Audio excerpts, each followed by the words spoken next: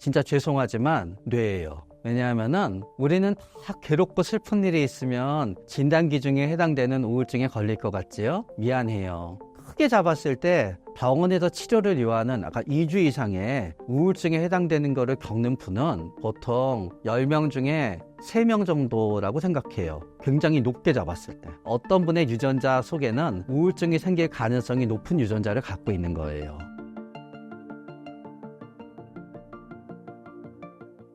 특히 우울증에 더 잘 걸리는 사람들의 특징은 무엇인가요?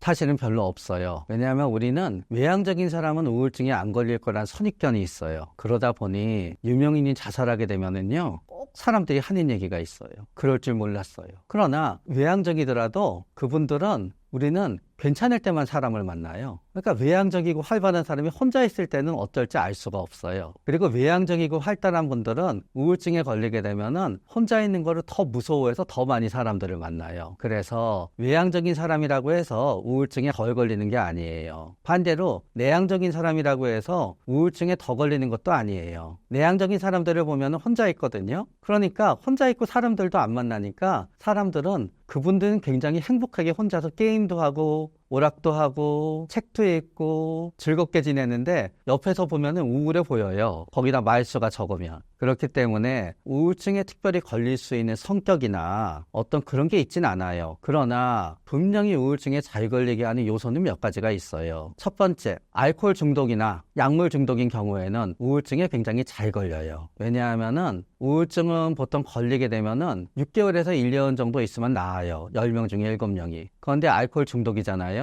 우울증에 걸리고 나서도 한번 알코올 중독이 되면은 술을 멈추지를 못하세요. 그래서 우울증이 계속 가요. 그리고 술은 우리를 우울하게 만들어요. 그렇기 때문에 굉장히 술에 대한 의존도가 높고 술로 인해서 본인의 일상생활에 방해를 받는 분들은요, 사실 우울증에 걸릴 가능성이 굉장히 높아요. 그리고 신체적인 질환은 우리를 우울증에 걸리게 할 확률을 굉장히 높여요. 예를 들어서 면역과 관계된 인자 중에서는 우울증을 일으킬 수도 있거든요. 그렇기 때문에 자가 면역 질환이 있다. 그러면 우울증에 걸릴 확률이 높지요. 만약에 어떤 분이 너무너무 아파서 밥을 갖다 제대로 못 먹는다. 대부분 다 우울증에 걸릴 수밖에 없게 될 수도 있을 거예요. 그래서 오히려 그런 건 영향을 많이 주고요. 그 다음은 불행은 예를 들어서 올해 나는 그냥 사는 게 별로 재미없어 정도의 가벼운 우울증에 걸리고 말았을 수도 있어요. 그러나 그때 불행이 겹치게 되면은 그 우울증은 굉장히 깊고 길게 가지요. 그렇기 때문에 불행은 우리를 우울증을 더 심하게 할 확률이 있는데, 그러면은 불행에 빠질 확률이 높은 분들은 뭐냐? 결국은 충동적이고 환상에 해당되는 극도의 성공과 행복을 꿈꿀수록 우리는 죄송하지만 그게 실패하면서 극도의 불행에 빠질 확률이 있지요. 그렇기 때문에 뭔가 굉장히 충동적이고 굉장히 극단적인 어떤 행복과 극단적인 성공을 갖다 꿈꿀수록 불행하게 되어서 우울증에 걸릴 확률은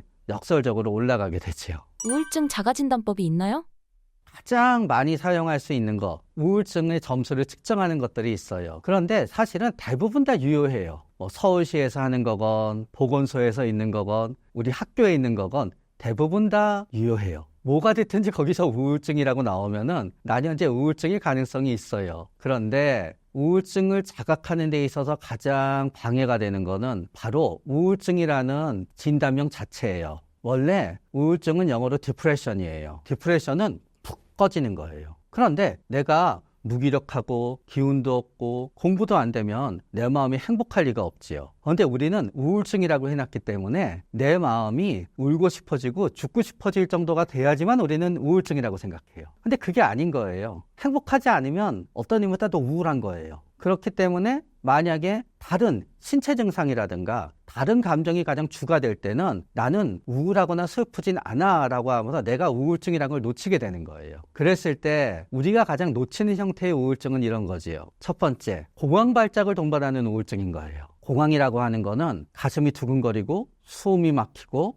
가슴이 답답하고 그리고 나서 어떨 때는 구역질 날 것 같기도 하고 어지럽기도 하고 온몸이 화끈거리고 막 몸이 막 흔들리고 이러다 진짜 잘못될 것 같기도 하고 정신도 멍하면 게 보통은 몇 분에서 1시간까지 가면 공황이라 그래요. 그런데 그게 생기면서 당연히 잠도 안 오겠지요? 무기력하겠지요? 집중력도 떨어지겠지요? 그럼 그런 경우에는 사실은 우울증의 진단 기준을 다 충족하지만 이분들은 너무 불안하고 힘들기 때문에 자기는 우울증이 아니라고 생각해요. 그렇기 때문에 오히려 우울증의 기준에서 중요한 거는 자꾸 우울증인데 우울증이 아니라고 생각하는 거를 시정하는 거거든요. 또 이런 경우도 있지요. 보통 대부분의 우울증은 고민과 번민으로 나오지요. 고민과 번민에 대한 마음의 증상은 아주 낮은데 굉장히 몸도 둔하고 아침에 일어나는 것도 힘들고 자주 피곤해요. 사실은 불면증이라고 하지만 나는 잠이 늦게 잘 뿐이지 자는 시간 전체 늘어나요. 그리고 의욕도 없어요. 집중력도 떨어져요. 실제로 능력치가 떨어지다가 보니까 난 제대로 하는 게 없는 것 같아요. 그러나 이분들도 본인을 우울증이라고 생각하진 않아요. 본인이 무기력하죠. 당연히 이 상태는 행복하지 않으니까 우울한 건데 나는 우울하거나 슬프지는 않다고 생각하게 되는 거예요. 그렇기 때문에 일단 내 생각에 내가 우울하거나 슬프거나 눈물을 흘리거나 죽고 싶지 않더라도 일단 2주 이상 나의 컨디션이 다운이 되고 왠지 내가 평소와 같지 않은 상태인데 그게 내과적인 질환으로 설명할 수 없다. 그러면서 이제 지금부터 말씀드리는 좌절감, 분노, 짜증, 무기력, 피곤함, 게으름, 집중력 저하, 업무 능력 저하, 학습 능력 저하, 잠을 너무 많이 자거나 잠을 너무 안 자거나 혹은 체중이 줄거나 체중이 엄청나게 늘거나 안 그러던 분이 갑자기 불안해져서 술이나 담배에 의존하거나 그러면 우리는 그런 게 2주 이상 가잖아요. 그때는 내 마음이 꼭 집어 슬프거나 우울하거나 눈물이 나지 않더라도 우리는 우울하지 않은 우울증이라고 생각해 봐야 돼요. 디프레션에 맞는 거죠. 그런데 한국발 번역이 우울증이다가 보니까 사실은 나는 디프레션 상태이고 치료를 받으면은 한 달 안에 70%의 상태로 내 최상이었을 때의 컨디션으로 돌아갈 수 있는데 나는 우울증이 아니라고 생각하게 되면서 치료를 안 받게 되세요. 우울증에 빠지는 가장 큰 원인은 무엇인가요? 진짜 죄송하지만 뇌예요. 왜냐하면은 우리는 다 괴롭고 슬픈 일이 있으면 진단 기준에 해당되는 우울증에 걸릴 것 같지요? 미안해요. 크게 잡았을 때 병원에서 치료를 요하는 아까 2주 이상의 우울증에 해당되는 거를 겪는 분은 보통 10명 중에 3명 정도라고 생각해요. 굉장히 높게 잡았을 때. 진짜 미안하지만 10명 중에 7명은 인생에 엔지간한 고통과 고민이 오더라도 한 며칠 잠 못 자고 괴롭지만 2달, 3달 가게 되는 우울증으로 가지를 않아요. 슬픈 일이지요. 어떤 분의 유전자 속에는 우울증이 생길 가능성이 높은 유전자를 갖고 있는 거예요. 진짜 미안해요. 그러나 그렇다고 해서 너무 슬퍼할 일은 아니에요. 왜 슬퍼할 일은 아니냐? 여기 얘기하고 있는 의사도 우울증이 있거든요. 그러니까 너무 슬퍼하지 마시고요. 약 먹고 잘 지내고 있어요. 또 슬퍼하지 않아야 될 이유는 있어요. 우리의 유전자는 굉장히 완벽한 유전자 조합이 있다고 우리는 생각해요. 그러나 그렇지 않아요. 모든 것을 완벽하게 채울 수가 없어요. 나는 우울증에 잘 걸리는 나는 뇌를 갖고 있어요. 그러나 상대방은 빨리 죽는 몸을 갖고 있을 수도 있어요. 다른 사람은. 그래서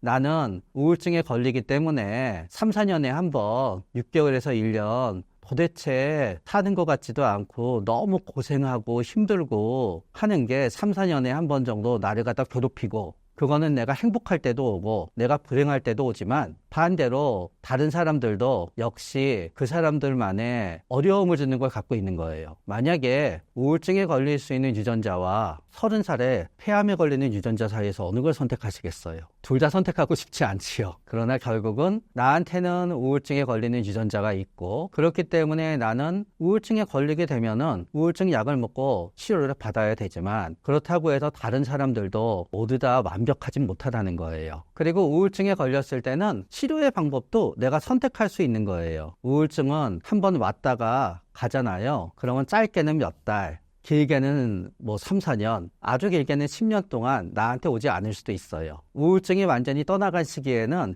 약을 먹거나 안 먹거나 난 계속 우울하지 않아요. 그러니까 내가 그냥 계속 약을 먹는 쪽을 할지 아니면은 내가 굉장히 잘 듣는 약이 있고 그리고 내가 우울증임을 명확히 인지할 수 있다 그러면은 내가 약을 갖다 먹다가 다 나으면 중단했다가 몇 년 뒤에 다시 오면은 그때 먹을지 그거는 이제 선택의 구분인 거예요. 그리고 사실은 약을 먹지 않아도 10명 중에 7명은 6개월에서 1년 지나면 나으니까요. 절대로 극단적인 선택을 생각하거나 진짜 좋은 직장을 그만두거나 진짜 사랑하는 사람과 헤어지거나 그럴 필요가 없어요. 우울한 감정이 생기면 무조건 병원에 가는 게 좋은 선택일까요?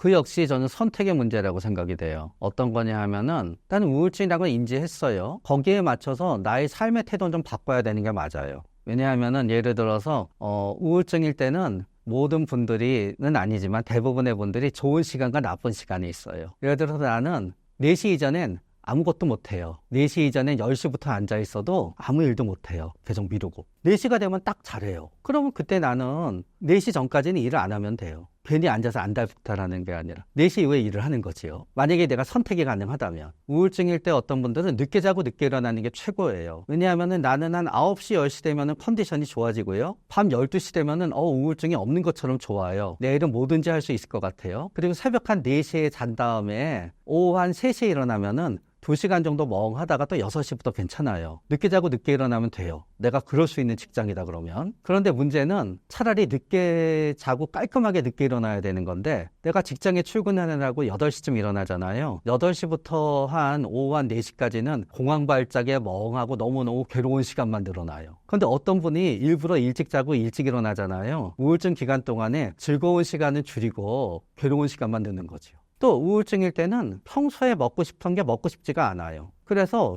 자기가 원하는 단 하나의 음식이 있게 돼요. 어떤 분은 케이크, 어떤 분은 과자, 어떤 사람한테는 과자건 뭐건 고체는 다 싫어해요. 그분은 뭐만 좋아하냐? 음료수만 좋아해요. 그럼 그분한테는 콜라랑 단 커피가 밥인 거예요. 그리고 죄송하지만 어떤 분은 술만 먹을 수 있어요. 술이 당이 되는 거예요. 결국 우울증일 동안은 예를 들어서 먹고 싶을 때 먹고 싶은 거를 먹고 싶은 만큼만 먹어야 돼요. 이 말씀을 왜 드리냐? 나는 우울증이에요. 그러나 내가 우울증이고 아무것도 못하긴 하지만 난 그냥 6개월 동안 아무것도 안 해도 돼요. 그리고 내가 일어나고 싶을 때 일어나고 자고 싶을 때 자고 먹고 싶을 때 먹고 싶은 것만 먹고 그러면서 좋아하는 것만 하면서 내가 만약에 6개월 정도 지나고 저절로 나올 수 있다라고 하면은 그분한테 선택이 있는 거예요. 내가 그냥 이렇게 6개월에서 1년 쉬고 놀면서 저절로 나을 것인가? 아니면 내가 그래도 너무 괴로우니까 치료를 받을 것인가? 그렇기 때문에 우울증이라 그래서 모든 사람들이 병원에 와서 치료를 받아야 된다고 생각하진 않아요. 가벼운 우울증이고 내 삶에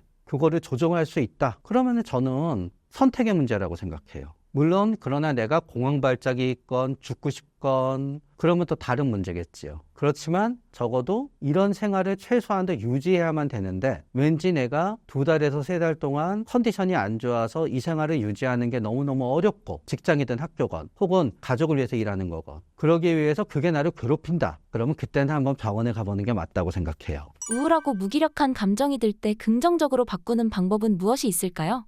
아까랑 연결되는데요. 긍정적으로 바꾸는 방법은 하고 싶으면 하고 하기 싫은 건 안 하는 거예요. 그래서 대부분 많은 분들이 우울증일 때 감정이 긍정적으로 바꾸는 거는 유튜브를 볼 때 하고 게임을 할 때예요. 대부분. 그렇지만 이렇게 되는 거지요. 만약에 나는 우울증일 땐 굉장히 무기력해요. 그런데 자꾸 많은 분들은 우울증 환자분한테 아침에 일어나서 햇빛을 보고 산책하라 그래요. 그거는 전혀 우울증 환자분한테 도움이 안 돼요. 오히려 아침부터 고문을 하는 거예요. 어떤 분이 원래부터 굉장히 운동을 좋아해요, 본인이. 그래서 우울증이라도 밤이 되면은 러닝머신 뛰고 땀 내고 본인이 할 수 있어요. 그럼 그분한테는 긍정적인 감정을 운동이 만드는 거지요. 그러나 워낙에 운동을 싫어하는 사람한테는 그게 만들 수가 없지요. 그런 다음에 명상을 한다. 명상도 맞는 사람과 안 맞는 사람이 있어요. 굉장히 마음이 급하고 쉽게 지겨워지는 사람한테는 명상은 맞지 않는 방법이 되는 거예요. 산에 가서 바람을 쐬고 자연을 접한다. 자연도 우리가 자연주의 지능이라 그래서 자연주의 지능이 높은 사람과 낮은 사람이 있어요.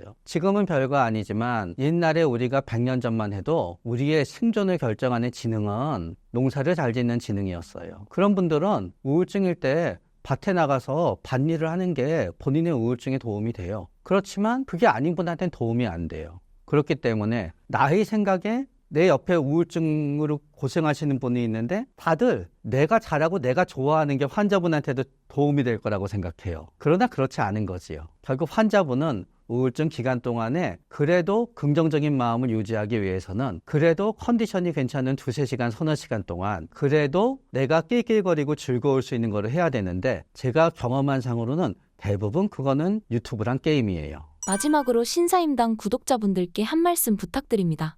우리는 보통 내가 지금 하는 게 나한테 가능한 유일한 선택이에요. 우리는 자꾸 이런 생각을 해요. 과거를 돌이켜보면서 현재 내가 A라는 선택과 A라는 인생을 살고 있는데 힘들잖아요. 그러면은 B를 선택했고 B의 인생을 살면, 예를 들어서 B의 방법을 취하면은 나는 굉장히 달라지고 좋았을 거라고 생각해요. 그러나 나는 더 엉망이 됐을 가능성이 더 높아요. 우리 인간은 그 순간에 나의 능력으로 항상 최선의 선택을 하면서 살아요. 그렇기 때문에 열등감이 되었건 혹은 질투가 되었건 뭔가 마음에 안 드는 대인관계가 되었건 우울함이 되었건 분노가 되었건 쇼핑이 되었건 술을 마시는 게 되었건 일단 그 순간에는 나는 최선의 선택을 한 거고요. 내가 아니라 그 누가 나랑 똑같은 환경에서 자라고 똑같은 모습을 하고 똑같은 시간에 있었다고 하면요. 그 사람도 나보다 더 잘해낼 수 없었을 거예요. 그래서 생각보다 내가 잘하고 있다라고 생각하면서 오늘 하루도 지내시기 바래요.